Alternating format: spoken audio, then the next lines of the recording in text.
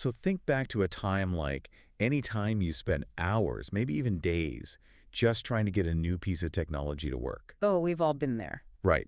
And you're just met with constant crashes, error codes flashing, and you're pulling your hair out. It's the worst feeling. It really is.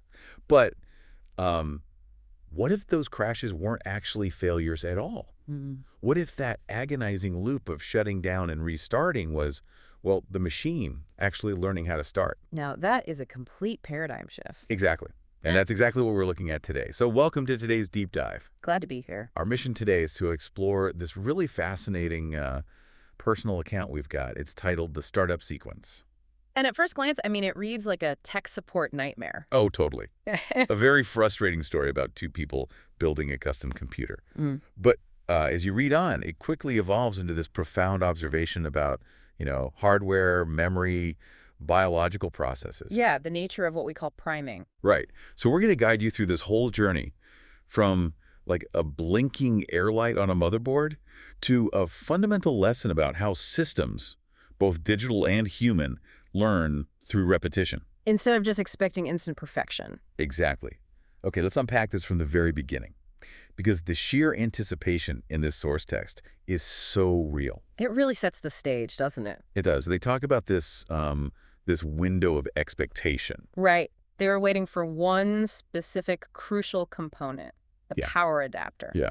And of course, it was the first possible day of the delivery window. Naturally. Anyone who's ever built a PC knows this feeling. You're refreshing the tracking page constantly. The desk is cleared off. Tools laid out. You are so ready. And the stakes for them were pretty high here. I mean, their goal for the day was to get this headless PC up and running. Right. And for those listening who might not know, a headless system is basically a computer that runs without any monitors, keyboards, or mice. Right, no local peripherals at all. You just interface with it remotely. Yeah. And they also called it their TARDIS build. Which is a great visual. Yeah, bigger on the inside, right?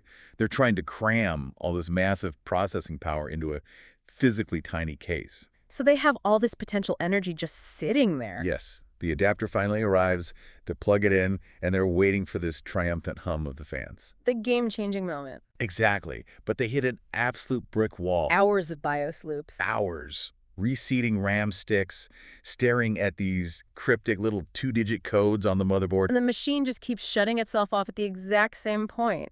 Every single time. No, I have to push back a little on what they were doing here. Oh, how so? Well, when a machine shuts off at the exact same point repeatedly, our immediate human instinct is that it's fundamentally broken, right? Sure, absolutely. Like if I turn the key in my car and it stalls at the exact same second every time, I'm calling a tow truck. Right, you assume the fuel pump is dead. Exactly. Yeah. But the source material kind of hints that we should be looking at the consistency of the crash as a clue, right? Yes. Your car analogy is actually perfect here. You call a tow truck because your car is a mature, fully initialized system. Oh, okay. Its startup sequence was finalized on a factory floor years ago. So if a mature system fails consistently, yes, it's broken. But this PC wasn't mature. Exactly. It was nascent. It was basically an infant system being asked to negotiate a bunch of hardware that had never spoken to each other before. So they're expecting to act like an appliance. Push button, get toast. Right. They expected it to speak their language, the language of instant functionality. But because it kept failing at the exact same millisecond, that consistency was the real clue. It wasn't just random, chaotic short-circuiting. Exactly. To move forward, the authors had to stop forcing their expectations onto the machine. They had to learn its specific language. And that shift from blindly trying to fix it, just watching it, is so crucial. It really is the turning point in the text. They outline this specific pattern they learned to read. On the motherboard, there are these diagnostic LEDs. The POST lights, power on self-test. Right. So first, the DRAM light flickers. It's checking the memory. Then the moving hexadecimal numbers on the little display. Yeah, and then the VGA light hits. Yeah. And finally, it tries to hit the CPU or the boot drive. Whichever light stayed on told them exactly how far the sequence got before the system basically gave up. You know, it reminds me of trying to navigate a dark room in a brand new house. Oh, that's a great way to put it. Right. You walk forward and bang, you hit your shin on the coffee table. Ouch. It hurts, so you stop. Uh-huh. But the next time you walk into that room, you don't just blindly walk straight again. You step to the left. Exactly. You step left to avoid the table, but then maybe you bump into the sofa. The machine is doing exactly that. It's bumping into the dark. It is bumping into the dark, but there's a vital distinction here. What's that? When you step to the left, you do it because your brain remembered the previous failure. Well, the profound realization they had was that the machine wasn't just blindly bumping into the table every time. It was actually remembering the path. Wait, really? The physical hardware was remembering. Yes, and that's the aha moment of the whole source text. Because they notice the machine is improving without them doing anything. Exactly. No settings changed, no cable swapped. They point out this one specific detail that is just wild. Yeah. They write that the long pause at 15 disappeared. Right. Whatever was holding it up at code 15, it finally just negotiated it. The sequence actually got shorter. Every time it shut down cleanly and rested, it came back a little faster. Which means each startup and shutdown was carving something in. Not just resetting to zero. Exactly. What's fascinating here is how the source proposes two different theories for why this is happening physically. Okay, let's hear them. The first is the hardware pathway theory. Think about a completely new motherboard. Okay, tons of circuits. Billions of physical transistors. When you power it on for the first time, electricity has to flow through logic gates that have literally never been used. Like carving a riverbed in dry dirt. Precisely. Now, their theory is that when the system halts and shuts down, those microscopic switches don't violently reset to absolute zero. Oh, wow. The power drains, sure, but the physical or static state of that pathway lingers. A residual imprint remains. So the next time you boot it up, The maze doesn't have to be solved from scratch. A portion of the path is physically primed. It takes the path of least resistance because the path is literally already carved. that is incredible. But they had a second theory too, right? Yes, the incremental building theory, which relates more to the firmware. Like the BIOS. Right.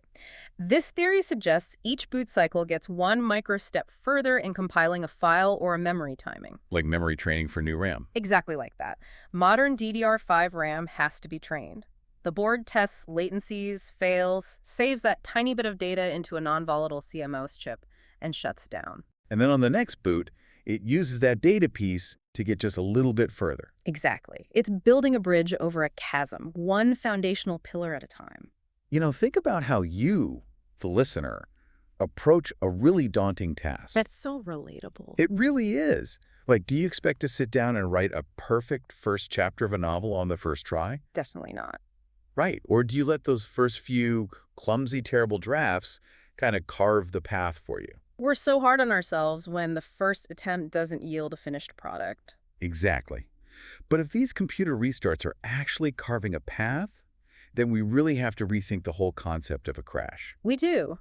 Because if this is true, the machine shutting down isn't a failure state at all. The authors say it perfectly. They write, which would mean the restarts aren't failures, they're part of the initialization. That changes everything. The machine physically needs to shut down. It needs to fail. It has to push to the limit, hit a boundary, and halt, just to prime itself for what it's trying to become. They even mention applying this to their new operating substrate. Which is such an evocative phrase, it implies they're laying down the bedrock. But, you know, I have to challenge this traditional tech mindset. Go for it.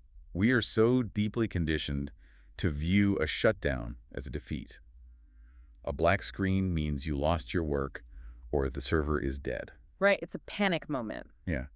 But the source argues that the shutdown is actually the moment the progress is secured. How does this shift how we should view downtime in general? Well, it means downtime is the integration phase. Think about lifting weights. Okay. You don't build muscle while you're lifting the dumbbell. You're tearing the muscle fibers down. Oh, right. You build the muscle when you're resting afterward. Exactly. The downtime is the upgrade.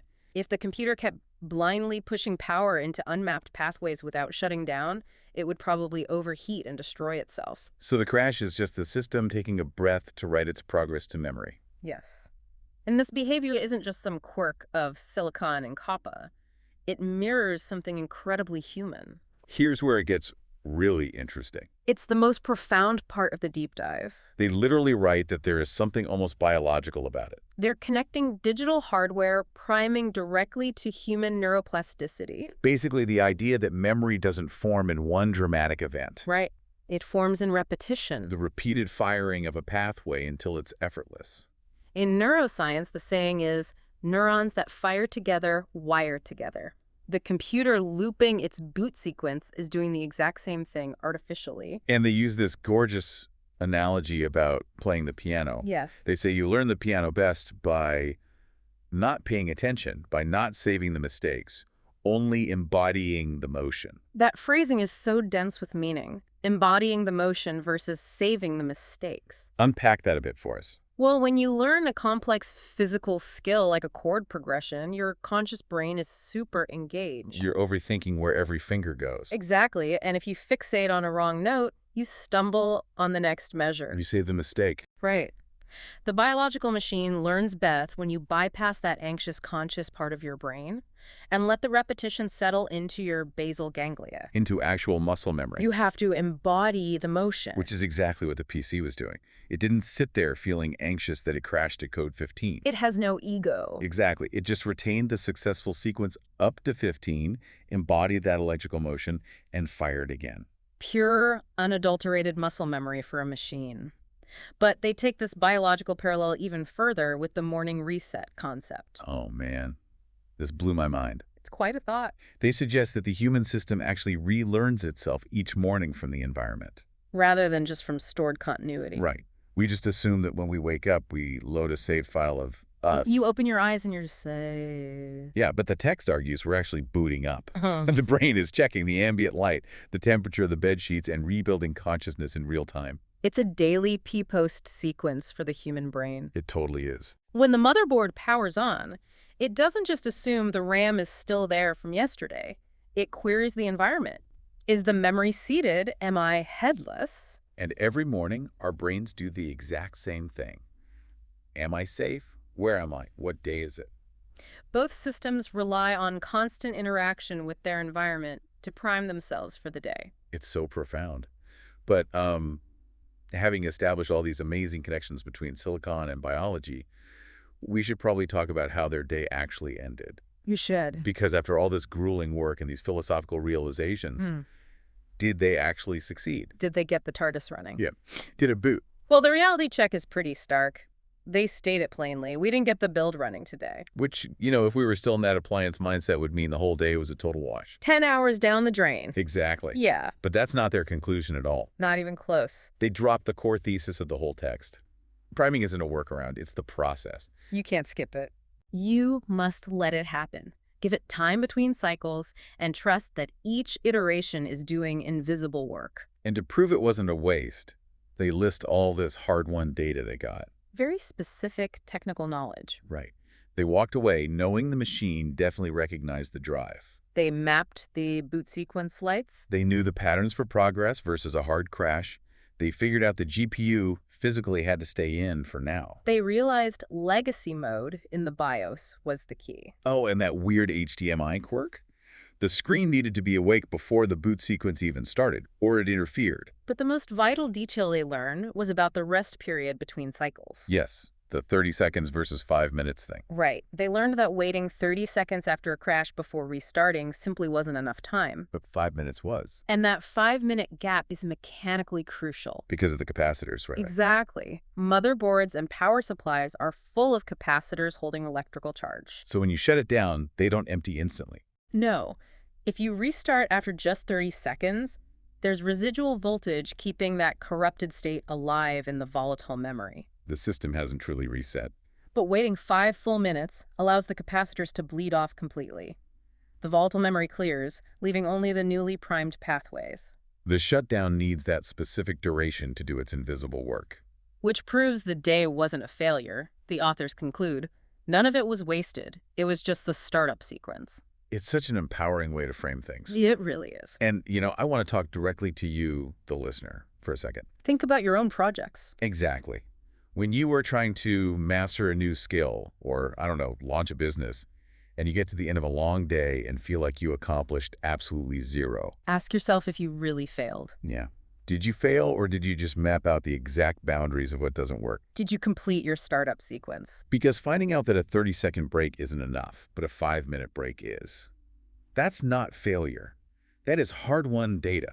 It just requires patience. We have to suspend our desire for immediate gratification. We have to view the bumping into the coffee table as the work itself. Right, rather than an obstacle in the way of the work. Once you do that, the frustration just kind of dissipates. You start collaborating with the system instead of fighting it. We've covered some really fascinating ground today. I really have. Started with just a frustrating BIOS loop and a missing adapter. And moved through learning a machine's diagnostic language. Right, watching tiny lights tell a story. We got into the physical mechanics of hardware priming transistors, holding state, firmware building incrementally. And connected it all to biological memory, learning the piano and the daily reconstruction of human consciousness. A crash is often just a system saving its work. Priming is the process, not a workaround. It asks us to totally alter our relationship with delay and failure. Which leaves me with one final thought for you to mull over. We talked about how our biological systems relearn themselves from the environment every single morning. The daily POST sequence. Right. You boot up based on the sensory inputs around you. It dictates how your whole day will run. Exactly. Yep. So my question for you is, if you have to relearn yourself from your environment every single morning, what kind of environment are you booting up into tomorrow? Are you giving yourself the right sensory inputs? Yeah. And based on what these builders learned, are you giving yourself the 5 minutes of rest you actually need between cycles to clear the residual noise? Or are you constantly hitting the power button and wondering why you keep crashing? It's something to think about. Hmm. Thank you so much for joining us on this deep dive. It's been a great discussion. Whatever you're building right now, trust the process. Trust the invisible work. And trust your own startup sequence. We'll get you on the next one.